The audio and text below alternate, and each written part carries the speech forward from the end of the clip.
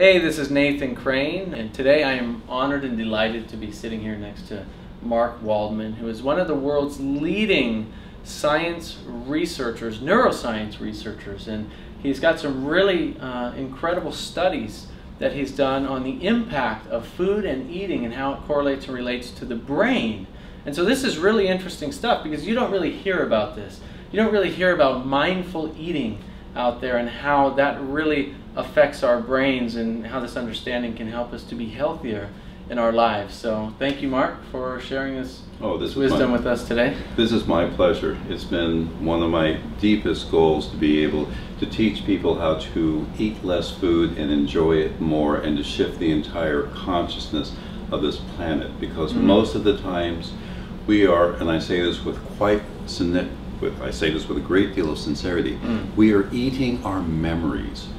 We are not really taking the time to look at, to experience the food that's in front of us. Our minds are so busy all the time with what we want to say, we don't take the time and meditate on the food that we put into our body, which changes the regulation of our brain. So we've been studying what upsets the brain when you eat. And clearly, even if you take artificial sweeteners, what happens is that it tricks the brain into thinking that you're eating something sweet, but it doesn't make sense because it's not registering the glucose properly.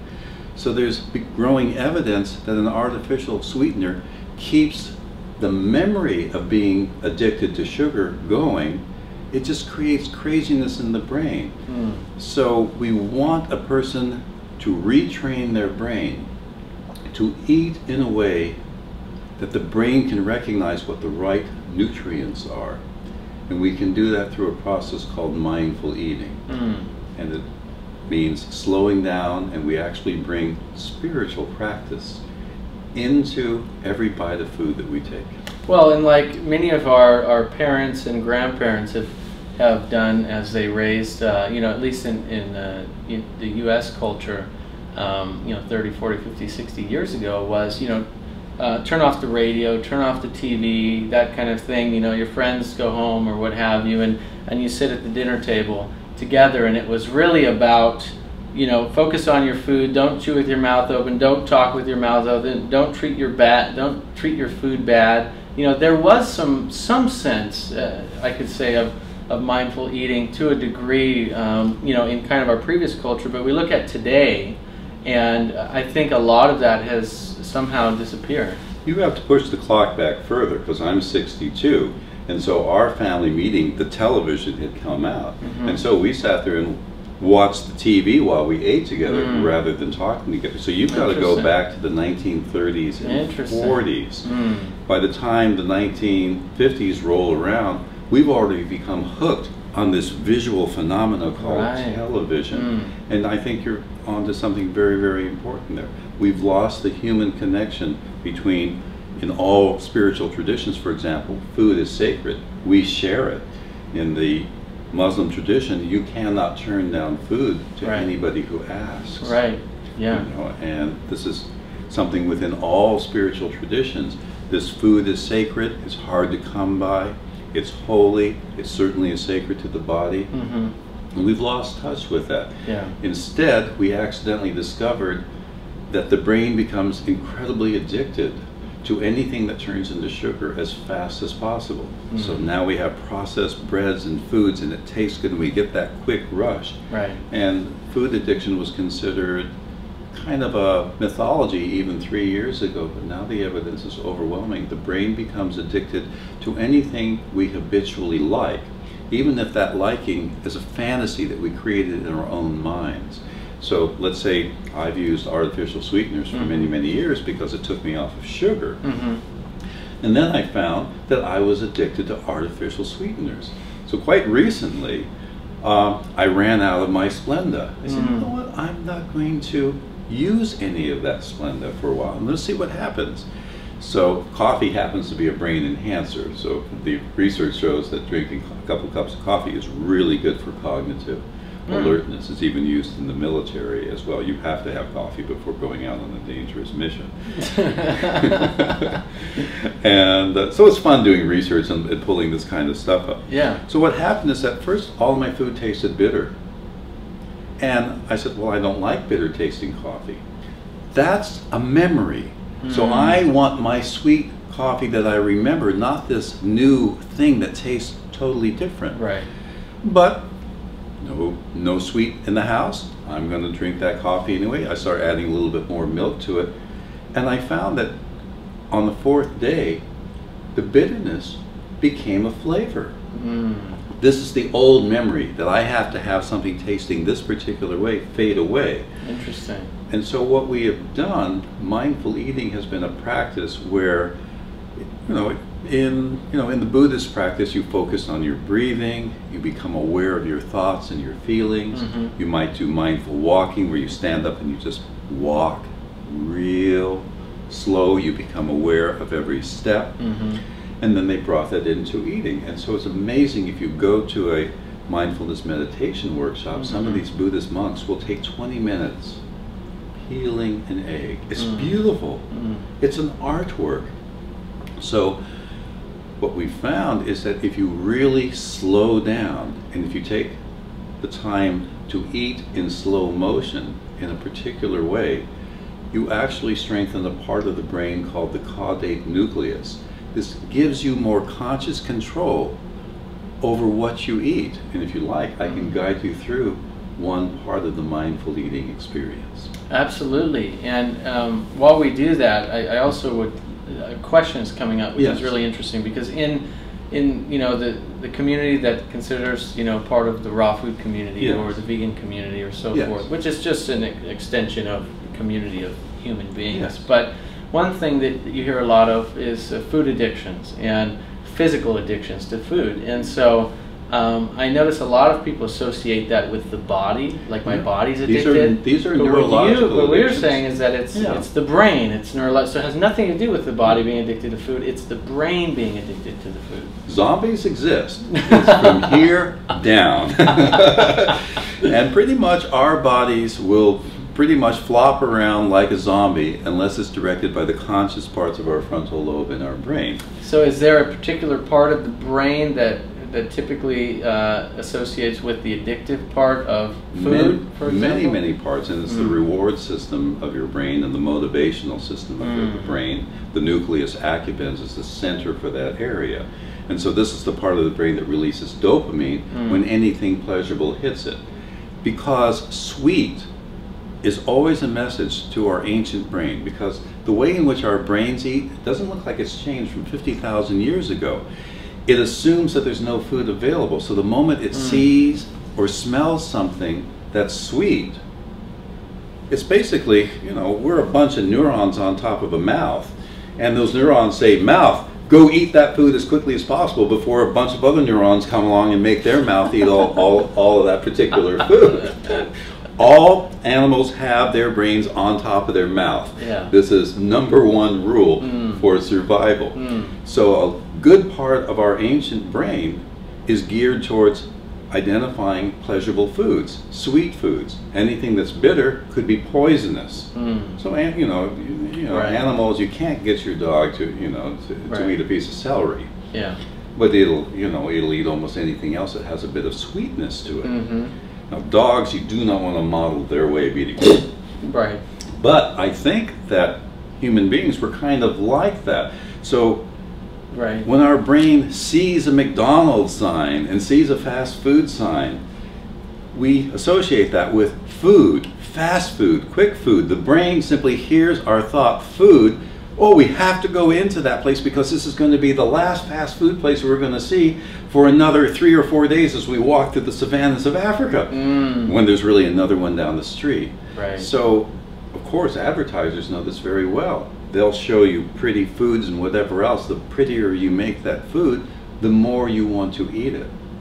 Now, here's an interesting... And it's always more satisfying when you eat your food more mindfully, slower, with more consciousness. But we isn't it? don't know it because most of the time, like I said, we're eating our memories and we're kind of rushing through Right. our food. We don't take the time. Mhm. So many people, for example, my colleague Jean Christeller got a $1.8 million grant from the National Institutes of Health to apply mindful eating to weight loss, and it's very, very successful. Wow. And it's very simple, and it's a very wonderful thing to do.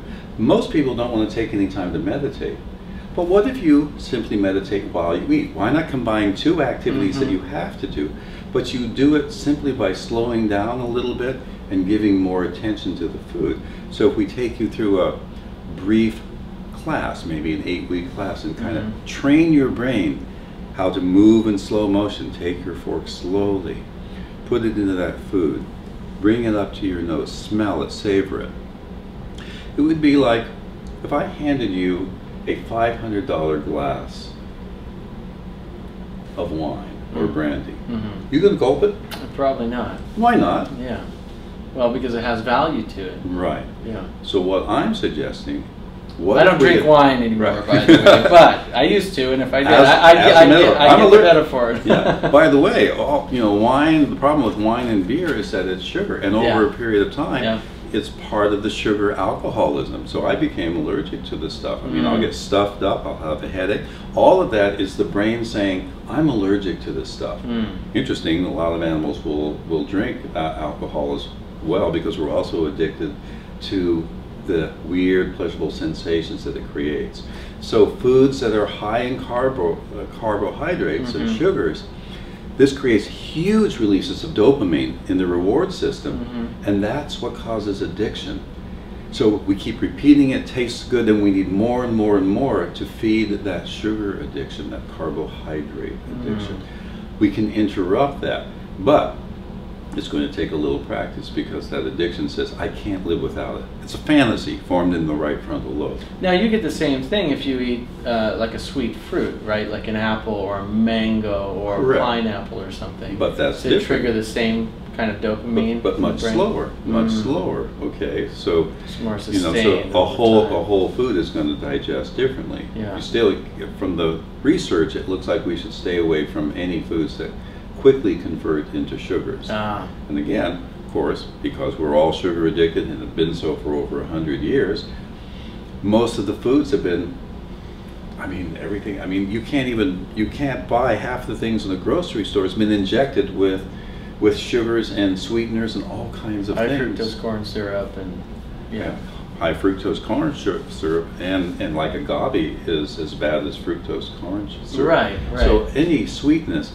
looks like to me that it's a problem, and it just deregulates the part of the brain that's going to register the glucose levels inside, and that will lead you into an addiction that will lead to pre-diabetes and everything else. So would you say that people who eat less, less amounts of sugary goods or sugary foods typically have higher functioning brains? That's correct. Interesting. That's correct. Wow. But now we have to, how do we train a person who's addicted to eating? And again, any habit that we do becomes a habit. Right. So we're going to eat the old way. So we've developed a very simple way. The original mindful eating program would always start you out with a single raisin. And a lot of people don't like raisins, but what we ask a person to do is to begin to look at the raisin like it was a creature you've never seen before. Maybe it's something from another planet.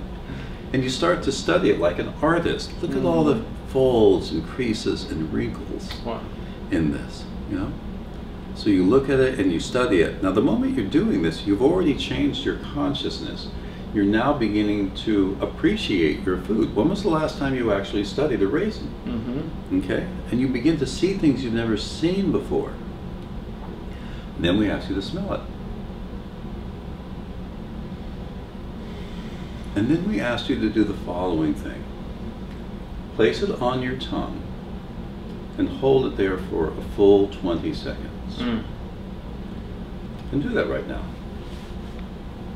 Now, I'm going to hold mine so I can speak. But I want you to pay attention to what happens as it sits on your tongue. Our brain needs about 20 seconds before it can fully experience the flavor of a single morsel of food that we put into our mouth. And you should be noticing some changes taking place. Now roll that raisin around in your mouth. So you're actually creating a pleasurable tactile sensation. Mouths are incredibly sensual places. So by creating pleasure, we're now creating a substitute for our sugar cravings, for our food cravings. And then what I'm going to say to you, I want you to decide which side of your mouth you're going to bite into that raisin. So really using your consciousness to deliberately choose what you eat, how you eat, when to eat. Slowly bite into that raisin and pay attention to how a whole new set of flavors begin to emerge from that. Chew it slowly, and when you feel you are ready, I want you to swallow it in a way that you can experience the entire swallowing process.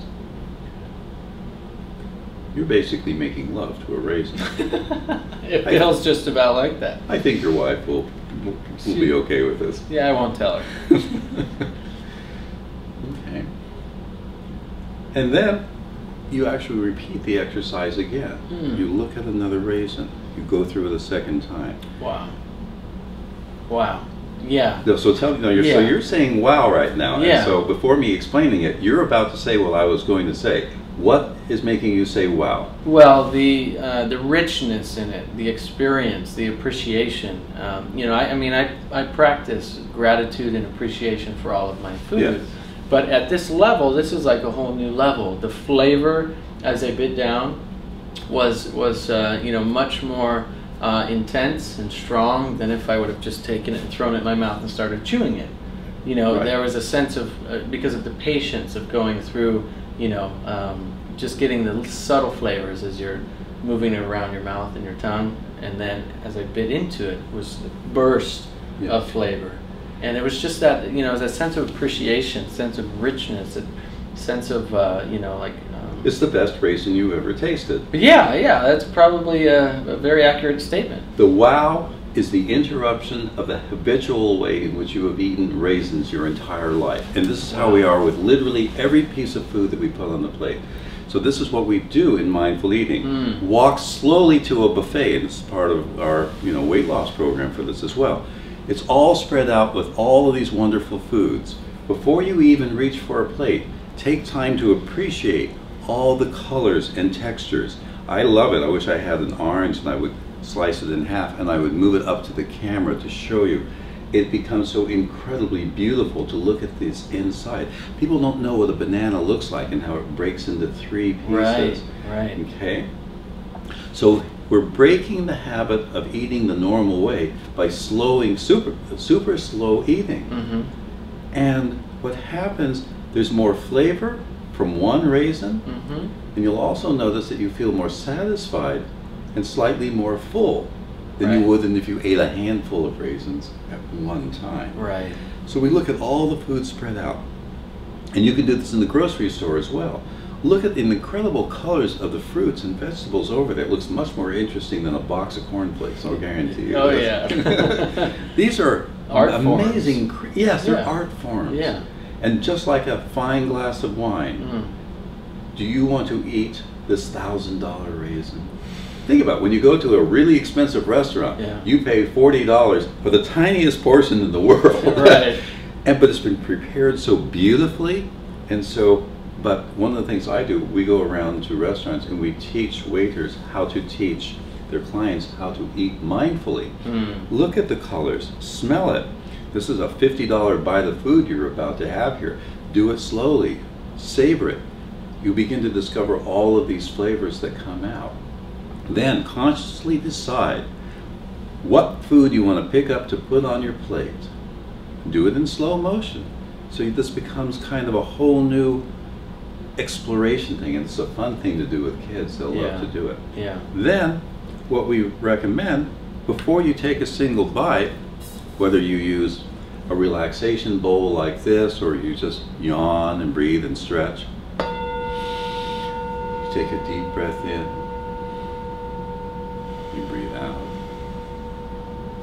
listen to the sound of the bell. It brings you into the present moment, shuts off all that noise. And then I hand you a variety of food, and you gaze. No, that's too fast. Too fast. See, that was too fast. Yeah. That was a habitual movement. You thought what you wanted to pick up. Yeah. Really take the time to look at everything on there. And I can say ask your body, but you're really kind of asking your intuition. Which is what I did, yeah. Yeah, I do that. It's a deep but practice, but I did it fast, yeah. Right. Because I do that very So really take your time and ask yourself, which bite of food, and you can do this with whatever is on your plate, do you really want to sample first? And now, in this slow motion, I have to break your habit, really in slow motion. Enjoy the movement of your hand. I'm still going for this cashew. It's attracting me. So again, study it carefully, hold it up. Oh, wow, I've never noticed that about a cashew. How this, almost like a mouth, lips coming to pucker up here at the end. You can see. I'm seeing an old saber-toothed tiger tooth. So now we're using our imagination. And by the way, when you imagine eating food, this actually satiates your brain. So it's good to actually imagine ahead of time how everything will taste, and then put that aside so you can find out how it actually tastes. Some foods will actually taste worse than you think they would. So again, we haven't taken the time to really find out how a single bite of food actually tastes. And then when you're ready, and then you feel the texture of it, the shape, the sensations, hold it on your tongue for 20 seconds, roll it around, and certainly when you're doing a piece of fruit, the fruit can feel like it's so sweet, it's almost overwhelming. It's like the richest ice cream you've ever had, and it's just a little tiny piece of fruit. You go, oh, wow, this never tasted so good. Now what happens in those 20 seconds is that the brain begins to identify the nutrients that it needs and registers it. And this is what controls your sense of fullness and your sense of satisfaction. Increased satisfaction, you eat less. And we're not aware of what fullness is, so we bring attention to how full are you? Do you really want more food? It really requires some practice and some willpower to break that habit, because naturally it's like, you know, my mouth feels like it just wants to chew it, and I'm just restraining a little bit. That's your habit. So the fun thing to do this, because we all fall back into bad habits, what I want every one of you who's watching this, I want you to go teach somebody else how to take their fork, take a small piece of food, guide somebody else through this process.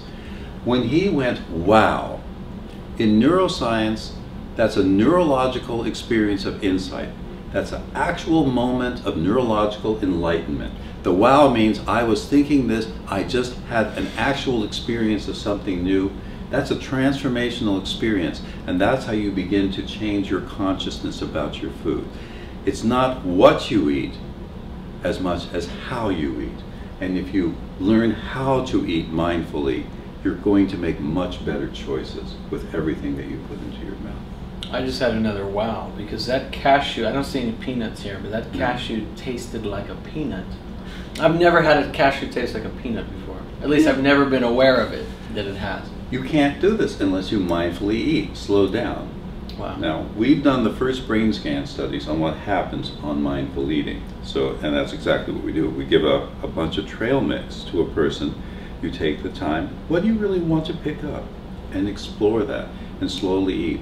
And this is where we discovered that we do get a unique change in the brain, which is the part of the brain that gives you conscious control over the decisions that you make. That's very important. So when somebody says, I can't help myself, here's a technique that says you can help yourself. Slow it down a little bit. Here we are doing it talking, but we're talking about the food. I'm passing this on to you, we're passing this on to you. Now we're beginning to change society by doing this, one small bite at a time. When Jean Christeller, before we did the experiment, because I was one of the test subjects, we had to do the same thing, so she guided me through this. We were at a great bed and breakfast at Pennsylvania, because we do our brain scan studies at UPenn. And normally, I'm a sugar addict, or so I thought I was a sugar addict. And so there's this homemade muffin there. I broke off a piece of it, and I held it on my tongue, and instead of it going sweet, it went sour. I was shocked for the first time in my life. I didn't even want to swallow that piece. And I didn't eat, for the first time in my life, I would have eaten 3 muffins. I didn't eat any of the muffin. And I discovered that the other food on my plate was far more satisfying. This we can teach to our kids. Just take a moment before we eat. And there's other wonderful meditations you can do as well. So your brain is really telling you what it needs.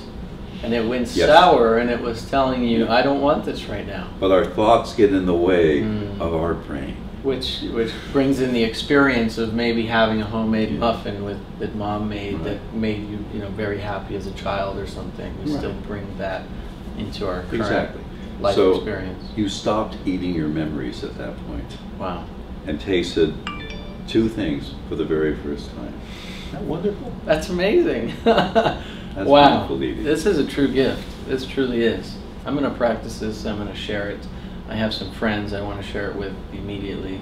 And I hope everybody listening and watching does this. This is actually a really amazing experiment to do with yourself. I think it's amazing. When you do it with foods you love, you're going to find out that you don't really love it. And when you do it with new foods, the healthier foods that you think you won't enjoy as much, this slow process and slow chewing and savoring of that food makes every experience more rich. And then when you think about the whole history of that single raisin, when you think about the people, the grapes, and the people who picked those grapes, and the plant that grew it, and the roots that go down into the ground, and all of the nurturants, and the sun rays coming down to make that plant grow, and you add this to your mindful eating meditation, you really begin to feel connected to the whole process, all the people involved in bringing the single morsel of food to your plate. And that's the gratitude that you were talking about earlier.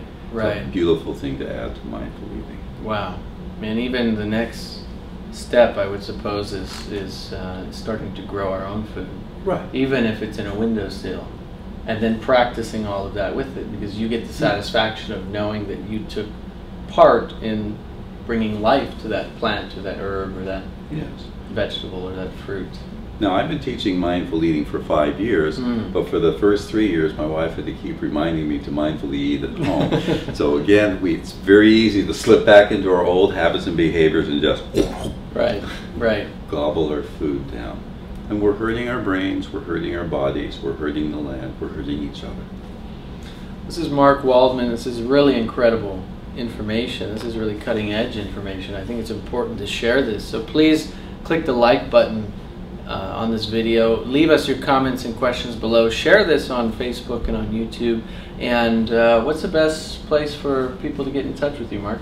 Go to www.markrobertwaldman.com, and there's more information on this program. We'll be bringing a full mindful eating program out probably throughout this next year. And don't forget, when you sit down, just take a moment, close your eyes, breathe deeply, relax. You can listen to the sound of this bell. Let go of all of your memories and thoughts. Come into the present moment. Know how good it feels to be alive, and be grateful for every small morsel of food that you put into your mouth. And basically, stop eating your memories. Thank you. My pleasure.